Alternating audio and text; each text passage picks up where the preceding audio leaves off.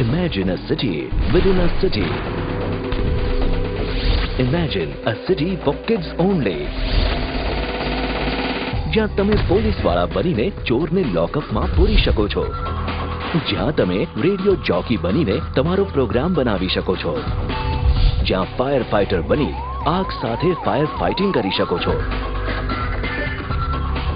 A city where you make your own ice cream in the ice cream factory, where you treat patients in a hospital and dental clinic, where you open a bank account and withdraw money from the ATM. એક એવી city જ્યાં તમે પૈસા કમાઈ અને વાપરી શકો.